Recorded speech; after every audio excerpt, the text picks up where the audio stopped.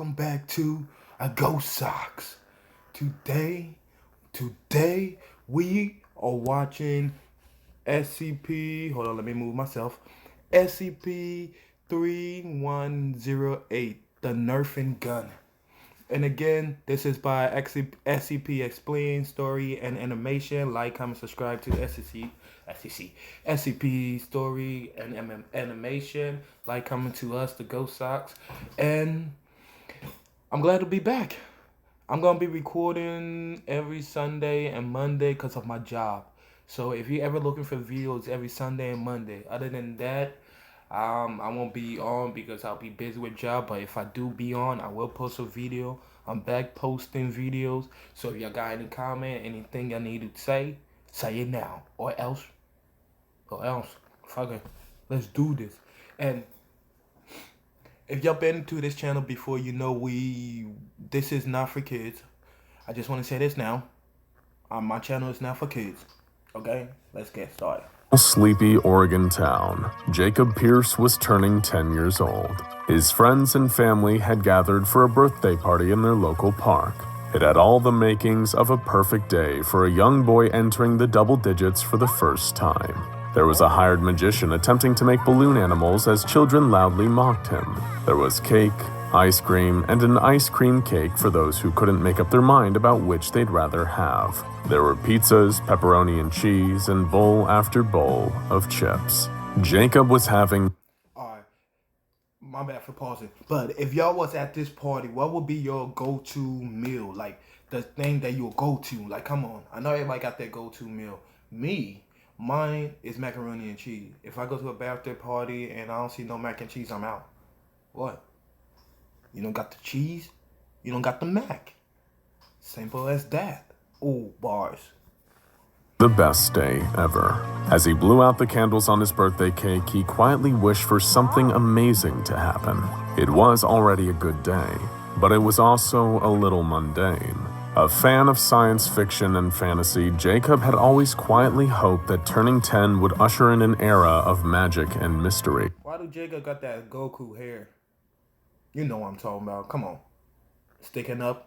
Always sticking up. Never go down. Come on. You know. Come on. Jacob. Yeah. Jacob, you're right. Yeah. I know that's you, Goku. I know that's you. Over there in disguise. Perhaps he would encounter aliens for the first time. Maybe he would solve a grand mystery, or learn about a civilization of tiny people living in his backyard.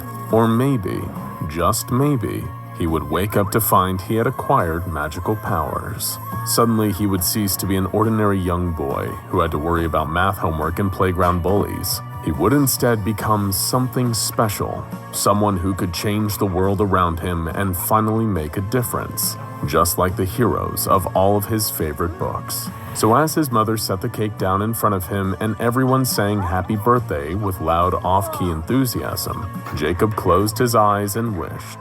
Little did he know that his wish was about to come true. At least, it sort of was. After cake, it was time for every kid's favorite part of their birthday party, the presents. A stack of colorfully wrapped packages sat on the picnic table, just waiting to be unwrapped. Jacob bounced excitedly, waiting for his mother to give the all clear. She gathered all the kids and Jacob's 19-year-old brother Nathan and instructed them to sit down and watch Jacob open his gifts. He tore the paper from board games, action figures, and an ill-advised stuffed animal or two, when suddenly Nathan produced a package he hadn't seen before. It was a lumpy item, wrapped in green paper. He handed it to Jacob, who, thrilled to be receiving a special present from his beloved older brother, immediately opened it. There was a toy dart gun, already loaded with a large foam dart. Overcome with excitement, Jacob jumped up from his seat and asked if he could play with it now. His mother said it was fine, and Jacob and his friends immediately jumped into action. They ran across the park as Jacob aimed the dart gun and decided which target to fire at it. As he squeezed the trigger, aiming for his best friend Trevor, Nathan called out to him, "Don't shoot at him!" He yelled with sudden urgency. Startled, Jacob moved at the last minute, and the dart fired at a nearby stone wall instead of its original 9-year-old target. As soon as the dart hit the wall, it transformed into a wobbly stack of large stones. The stones tumbled down, landing on several people standing nearby. A man who had been leaning on the wall fell to the ground, where his leg was crushed under a falling stone. The magician, who was packing up his supplies, took a rock to... Yo, a magician? Nah, fuck that. If you get me to a party and I see that happening, a Nerf go just went into a wall and that wall just slowly lost everything and just start crumbling, and I see somebody on the ground, the fuck you getting me, bro? I'm not trying to be a murderer. My name is Jacob. I'm here trying to praise the Lord. The head and was immediately knocked unconscious. The park broke into pandemonium, people running and screaming, trying to figure out how a previously solid wall had turned into falling rocks. Nathan scooped up Jacob, the gun, and the dart and pulled him away from the chaos. Someone called the police, where an embedded SCP Foundation operative was alerted to the situation unfolding. Before Jacob and his family could vacate the park, 2 SCP operatives were already arriving on the scene. After speaking with several eyewitnesses, they identified the source of the anomalous activity as the toy gun and seized it for further investigation. All witnesses, including Jacob and his mother, were given amnestics in order to erase their memory of the toy gun and the incident in the park. Nathan Pierce, who was considered a person of interest for his initial possession of the gun, could not be found. He fled detention and Foundation custody, further indicating his knowledge of the gun's anomalous properties, and possibly indicating he was responsible for its creation. His online activity linked him to an organization satirically called Gamers Against Weed, a group of interest that had previously been linked to other anomalies seized by the Foundation. His younger brother Jacob had, without any knowledge, What do y'all gamers got against weed? What did that do to y'all? Why is that the name of your group? Are we talking about different kind of weed?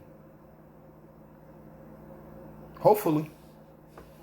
received a birthday gift that would later become designated SCP-3108. SCP-3108 is a modified Nerf brand dart gun that, when paired with its foam dart ammunition, designated SCP-3108-1, demonstrates anomalous transformative properties. When it fires other Nerf darts, it behaves like any ordinary toy, and the same goes for the dart when fired from any other Nerf gun.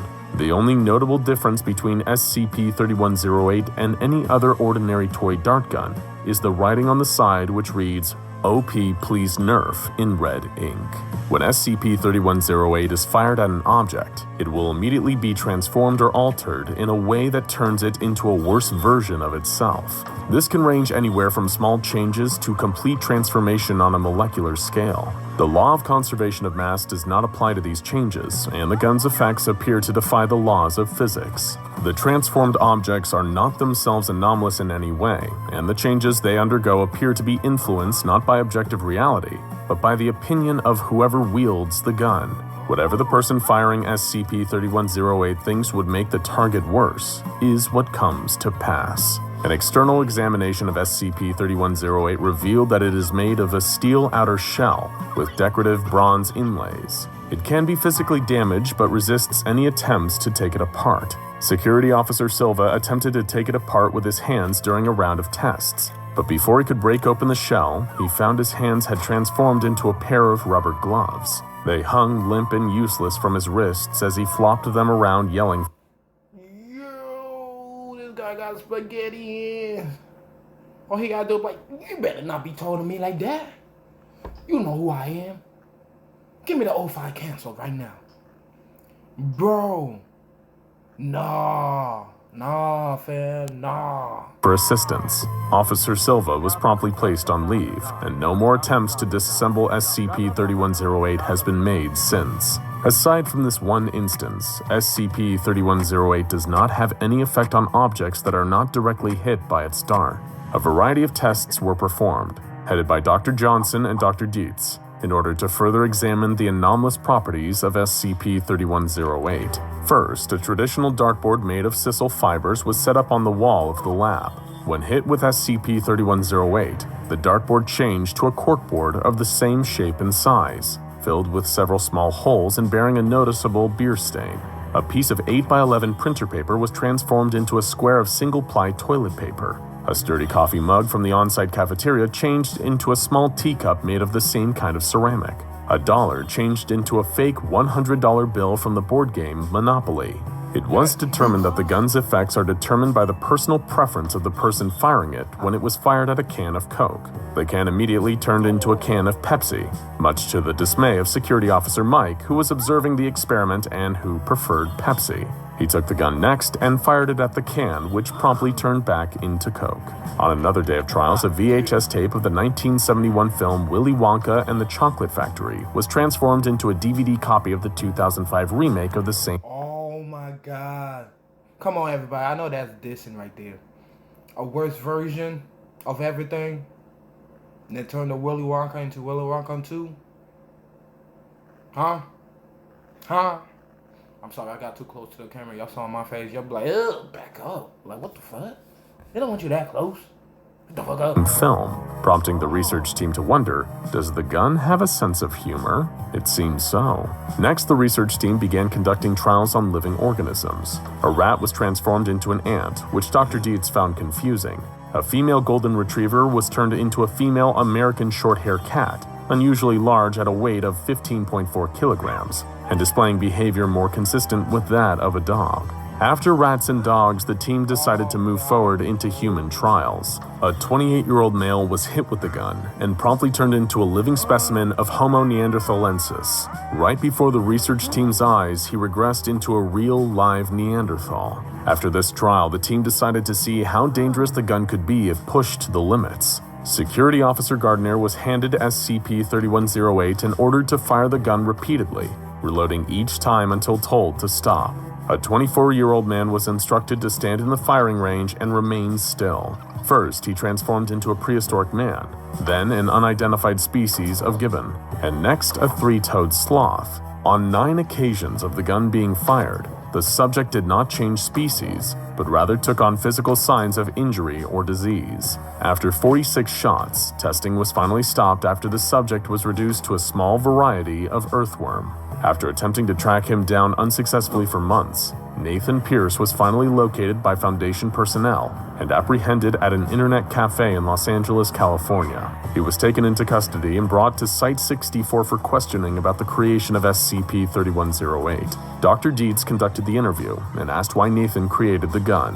Nathan referred to it as the Nerfing gun and explained that he thought it would be funny.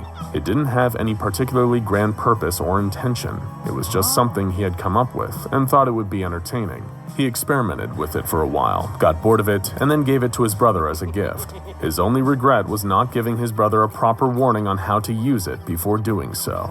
Dr. Dietz applied a little pressure, insisting that the anomaly was dangerous and could turn people into invertebrates. This stopped the interview cold, as Nathan became visibly distressed. He insisted that it was never intended to be used on people, but for low-level mischief. He concluded the interview by saying, "Why would you turn a joke into a torture device?" and demanded that Dr. Dietz leave his cell and stop speaking to him. Nathan Pierce was later released from custody, and the containment procedures for SCP-3108 were updated with this new information in mind. SCP-3108 is contained in the standard anomalous containment vault in Site 64, and is not allowed to be removed from said vault except for use in experiments. Proposed testing must be approved by Dr. Johnson and Dr. Dietz before it can be conducted. The gun may not be stored while loaded, and the foam dart is stored in a separate containment vault.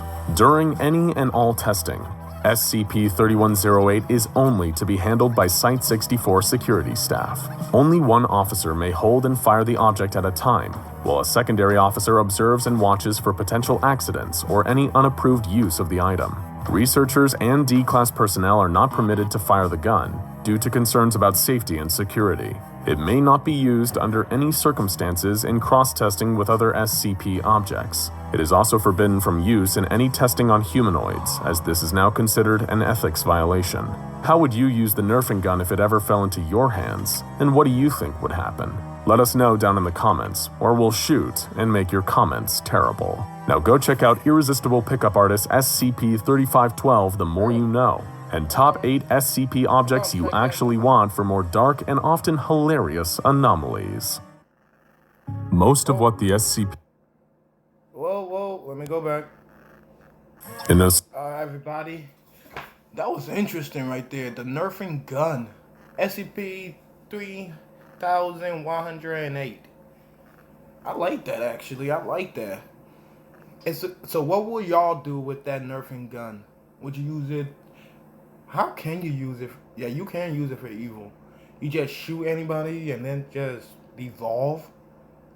Time after time, you shoot them, they just devolve. Nobody can stop you. Unless you got something for that devolved people that so they don't kill you. Other than that, you're fine. Just don't use it on your phone or something that's very important, because you will regret that, because that's not coming back. Alright, everybody, that was it. That was the video from SCP Explain Stories and Animation. This is Manny from the Ghost Socks. I will see y'all later. Peace out. And again, like, comment, subscribe to SCP Explain, and like, comment, subscribe to us, the Ghost Socks, or me, just me now. I'm gonna be doing this alone, so like, comment, subscribe. Peace out. This is Manny.